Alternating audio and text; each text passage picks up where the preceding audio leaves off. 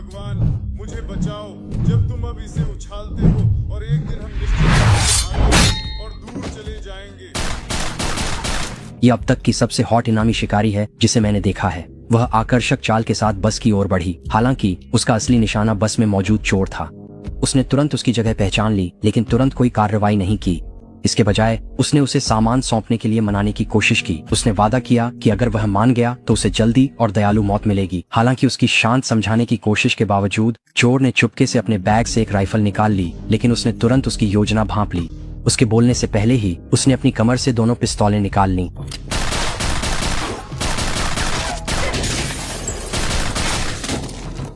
जब तक वह पास पहुंची, चोर पहले ही मौत के कगार पर था।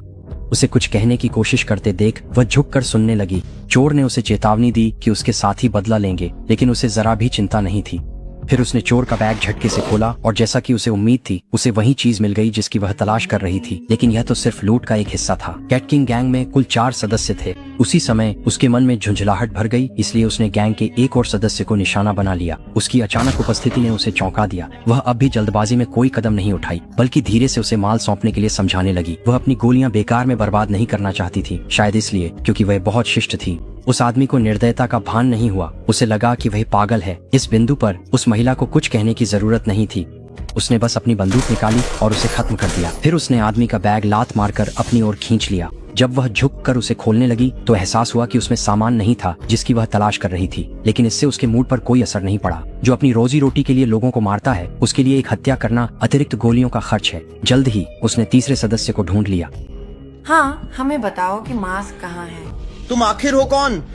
किसी आगंतुक से मैंने बड़बड़ाते हुए अपने कमरे के दरवाजे पर थपथपाया। यही है और कुछ नहीं।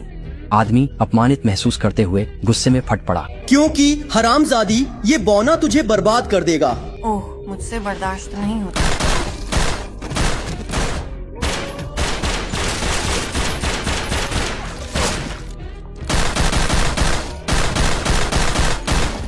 आखिरकार उसने जान देकर एक साधारण सच्चाई साबित कर दी। सोफा गोलियों को नहीं रोकता। उम्मीदों के साथ उसने बैकपैक झटके से खींचा, लेकिन जब उसने उसे खोला तो उसमें वह नहीं था।